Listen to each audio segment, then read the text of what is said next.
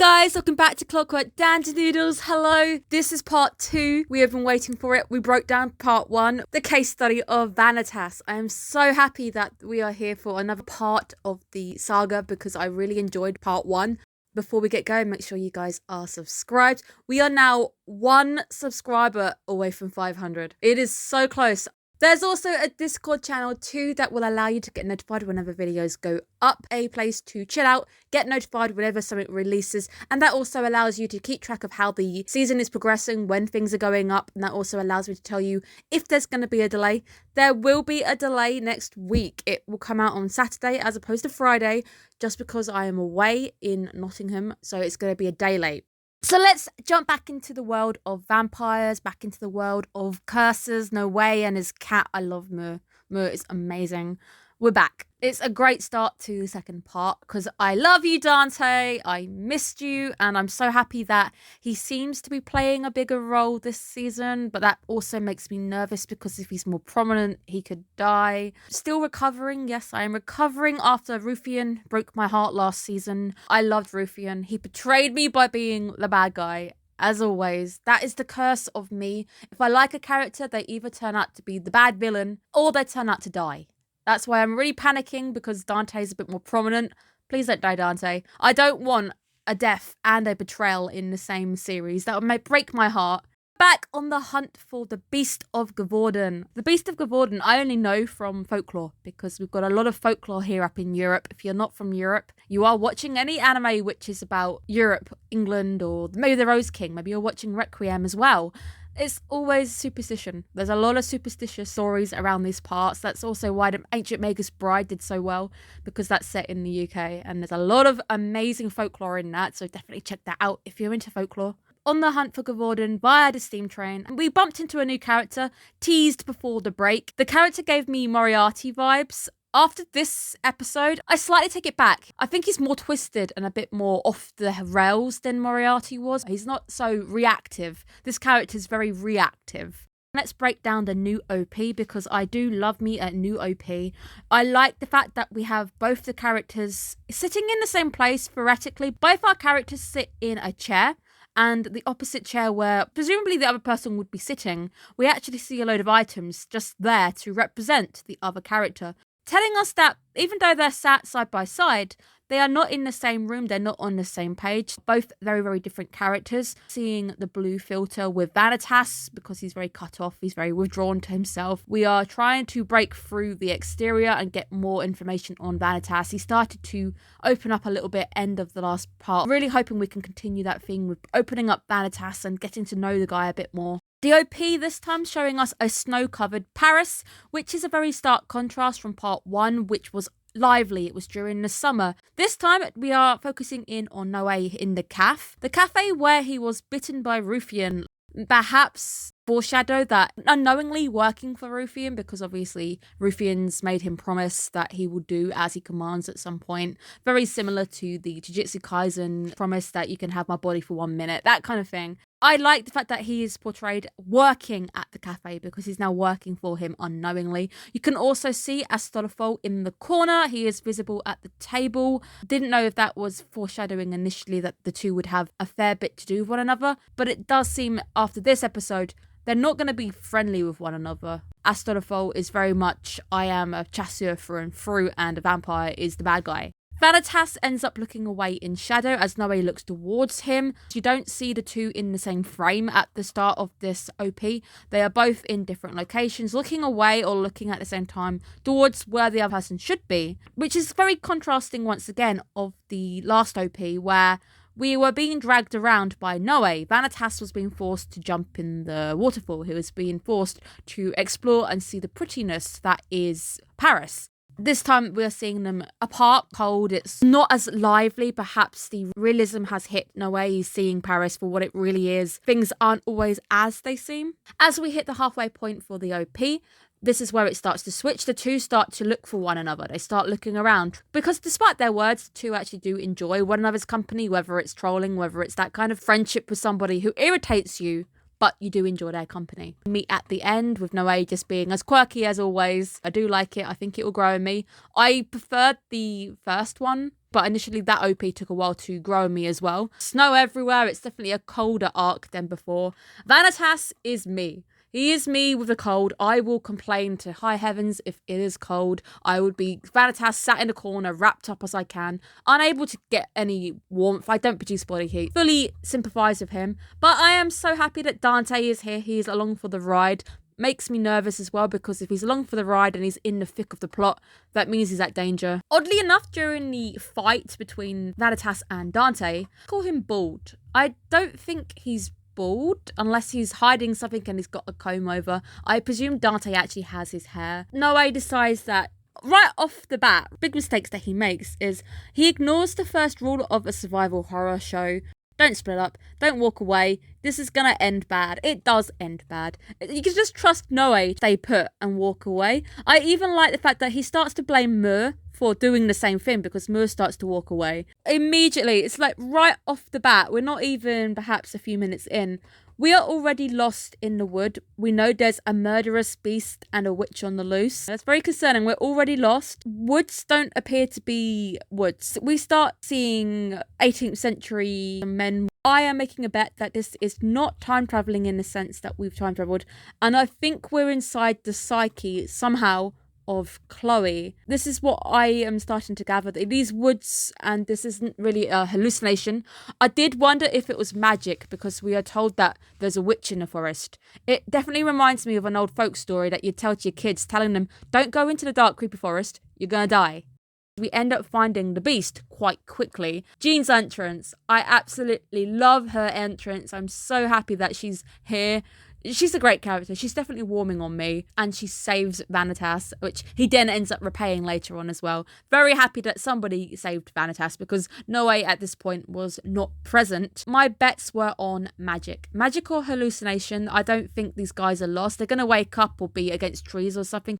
I bet kids go missing in the forest and they end up in this realm, this psyche perhaps. Maybe she's a witch who is a curse bearer. I've got theories about this thing. Initially it felt like we were going to have a Jean and Vanitas group, but I don't think that's the case because we end up meeting up quite quickly. So the new character is called Astolipho. I just get really bad Fate vibes because there's a character in that I think called Astolipho, and I really couldn't get the pronunciation initially, but I think I'm saying it okay. Right off the bat telling us that he remembered Noe. Was wondering if he was going to be the cause of the wolf. He's not. He's just there because the chasseurs are probably sent out to go hunting things like this. This is probably what they do. As soon as he said that he remembered Noe from the platform, I presumed that he wasn't anything to do with the underlying mystery going on. He's just a character who is part of Roland's group, the sector that Roland's with, the church. Paladin, with the name as well, I didn't realise that they have titles with crystals in them. Astolipho is a garnet, which is quite cool. As much as I want to say he killed them physically, I still think that the group that he killed from the 18th century were already dead, and it's something to do with the hallucinations. Still showing us true colours quite quickly that even though he claims self-defense, he still did try to kill people. It's memories. He's killed these memories of these men who once upon a time went hunting for this beast, perhaps. The intro for Astolipho is absolutely off the wall. Quite quickly seeing that he's pretty into his violence. He's quite crazy. I don't think crazy is the right word, but he definitely comes across as very... My fist will do the talking and then I'll ask questions later. So we get to see a fight start to kick off. Noe is trying his best, obviously, to do the pacifist route. He doesn't fight unless he needs to fight, and he doesn't really seem to be interested in fighting Astolipho at first. But he takes a battering regardless. Whether Astolipho is stronger than Roland, we're not sure. I'm going to keep an eye on that one because I know Vanitas tries to draw the comparison that Roland is better. We are given some information that the Beast of Gavorden is a curse bearer called Chloe, and Jean failed to kill Chloe initially. So she's there, perhaps on Rufian's orders, perhaps because her job is to get rid of curse bearers and they've heard that the Beast is back and she obviously knows who the Beast is. But Jean comes in. I also like the fact this week as well that it is Vanitas who tells Noe to calm down. He actually tries to get him to calm down, look at the situation properly. You might be angry and you think you can still fight, but you haven't really done anything and you're covered in bruises. I like this. It wouldn't be an episode of the case study of Vanitas if Vanitas didn't troll. He is such a troll when he wants to be, and I love the fact that he starts to troll Astolipho. It's great. He just starts to wind him up by hitting all those sweet spots immediately. The trolling works, and seeing the already crazed character going into seemingly a berserk mode, that was concerning. I was really impressed to see that Vanitas does hold his own. He sends Noe to go and get June.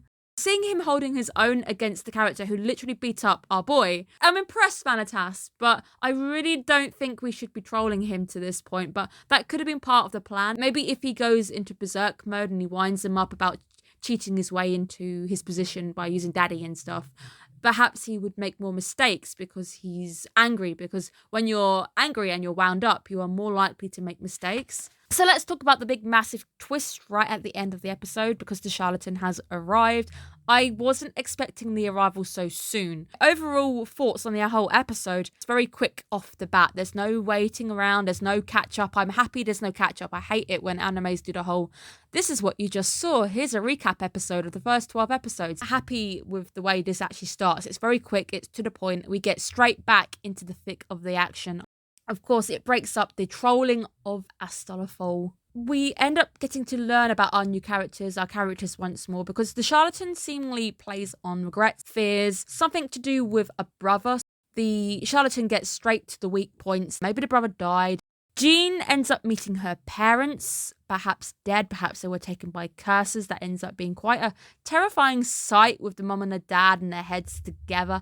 That is creepy, that is creepy. But that is when we get the amazing returning of the favour, Vanitas jumping in to save John from Astolipho. That was a yes moment. I was really happy to see that. I like Vanitas, and I think the relationship between him and John is it's a nice one. I'm really hoping that builds this season, because she's there. Obviously, she's right in the midst of this mystery, this arc. She's going to be a key component at least. Everything starts to go wrong at this moment when Vanitas ends up losing his book, which kind of feels like it might have been planned.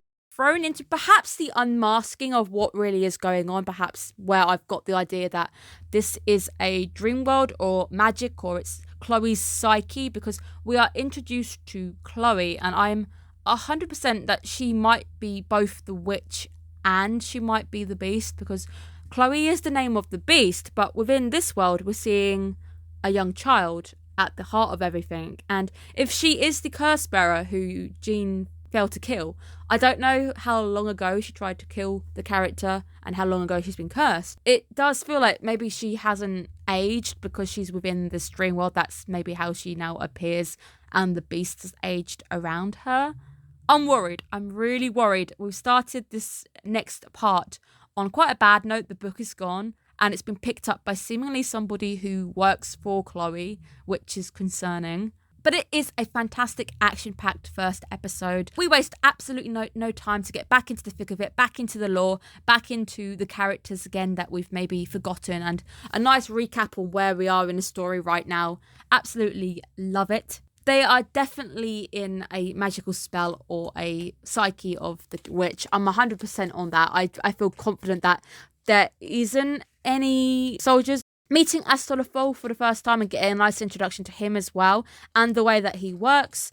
Obviously, we met Roland last time, and he ended up being Vanitas' big friend, and then he ends up warming to vampires at the end of it. Astolipho is showing you how these guys mainly work. They think that vampires are the bad guys, so it's quite concerning that we've got the two stuck in a psyche or a domain together. He wants to see Jean dead, and I don't think he's the biggest fan of our boy Noe. We're trapped together in this forest with the threat of a witch and a devil and a curse bearer, and the charlatan's here. We've lost the book. Everything is going horrid.